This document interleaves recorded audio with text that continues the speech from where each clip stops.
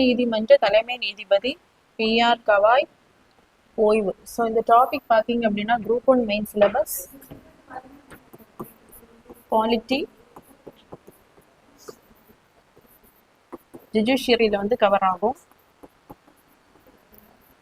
So இப்போ பார்த்தீங்க அப்படின்னா உச்ச நீதிமன்றத்தின் 52வது தலைமை நீதிபதி வந்து PR கவாயா இருந்திருப்பாரு. ஸோ நேற்று தான் அவர் வந்து அவருடைய பதவி காலம் வந்து நிறைவடைந்திருக்கும்.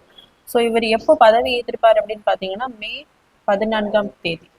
ஸோ இவருடைய அந்த முக்கியமான ஒரு கருத்து அப்படின்னு பார்த்தோம்னா இவர் பார்த்தீங்க அப்படின்னா இரண்டாவதாக ஷெட்யூல்டு கேஸ்ட்ல இருந்து தேர்ந்தெடுக்கப்பட்ட இரண்டாவது தலைமை நீதிபதி. ஸோ முதலாவதாக இதற்கு முன்னாடியே ஷெட்யூல்டு கேஸ்ட்ல இருந்து ஒருத்தர் வந்து தலைமை நீதிபதியா இருந்திருப்பாரு. அவருடைய பேர் பார்த்தீங்க அப்படின்னா KG பாலகிருஷ்ணன்.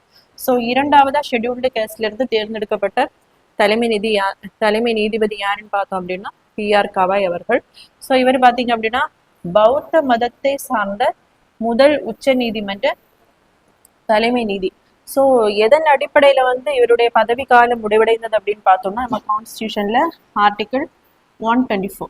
ஸோ ஆர்டிகிள் 124ல என்ன சொல்லப்பட்டிருக்கு அப்படின்னா உச்ச நீதிமன்றத்தின் தலைமை நீதிபதியோட அந்த வயது பார்த்தீங்கன்னா 65 வயது வரைக்கும் தான் அவர் என்ன பண்ணலாம் அப்படின்னா பதவியில இருக்கலாம். ஸோ இப்போ அவருடைய வயது வந்து 65 நிறைவடைந்ததனால் அவருடைய பதவி காலமானது இப்போ முடிவடைந்திருக்கு. ஸோ நெக்ஸ்டா வரக்கூடிய உச்ச நீதிமன்றத்தின் தலைமை நீதிபதி யாருன்னு பார்த்தீங்கன்னா 53வது தலைமை நீதிபதி சூரியகாந்த் அவர்கள்.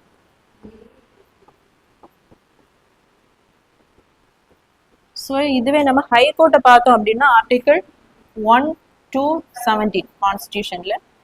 ஸோ ஹைகோர்ட்டினுடைய சீஃப் ஜஸ்டிஸ் மற்றும் ஜட்ஜஸ்னுடைய அந்த பதவி காலம் பார்த்தீங்க அப்படின்னா 62 வயது. ஸோ இதுவுமே முதல்ல 60 இயர்ஸாக தான் இருந்திருக்கும். 15th constitutional amendment